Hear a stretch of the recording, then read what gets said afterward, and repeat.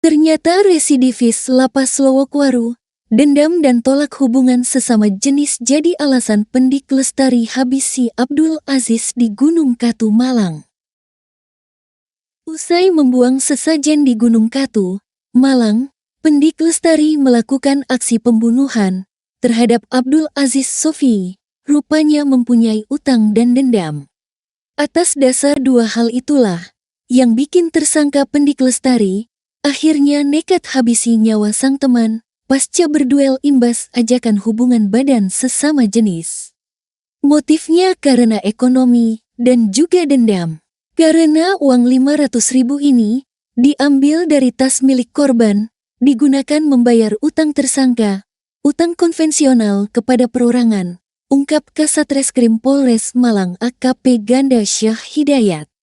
Ganda menerangkan bahwa korban Abdul Aziz Sofi dan tersangka Pendik Lestari rupanya saling kenal dan berteman baik, lantaran keduanya sempat mendekam di penjara Lembaga Pemasyarakatan, Lapas Kelas 1 Lowokwaru, Malang.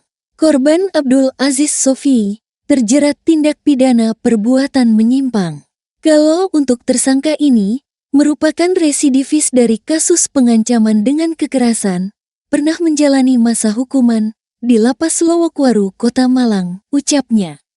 Lalu, lantaran sama-sama saling kenal itulah, ketika korban meminta tolong untuk ditemani ke Gunung Katu, Desa Sumbersuko, Kecamatan Wagir, Kabupaten Malang, guna membuang sesajen untuk mengobati sang ibu yang sakit, diterima oleh Abdul Aziz Sofi.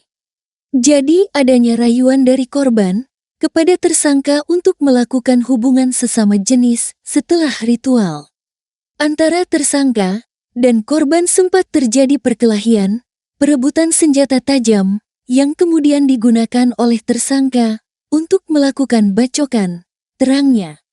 Setelah merenggut nyawa korban, serta mengambil barang berharga kepunyaan korban, tersangka kemudian mengirimkan pesan singkat dari handphone korban kepada handphone istri tersangka.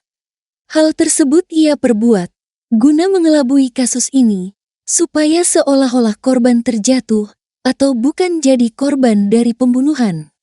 Tersangka ini sangat pintar dan mahir dalam membangun alibi, karena dalam pemeriksaan kami, beberapa cerita diceritakan, dimulai dari yang bersangkutan menguasai handphone korban. Kemudian seolah-olah mengirim pesan kepada istri dari tersangka, sehingga membuat sempat terjadi dinamika yang lumayan bagi para penyidik dalam mengungkap perkara ini, jelasnya. Mulanya, aparat polisi sempat menduga istri tersangka yang berinisial AD pada kasus pembunuhan Abdul Aziz Sofi. Bahkan, sang istri sempat diamankan dari kediaman tersangka di Desa Hargo Kuncaran, Kecamatan Sumbermanjing Wetan, Kabupaten Malang.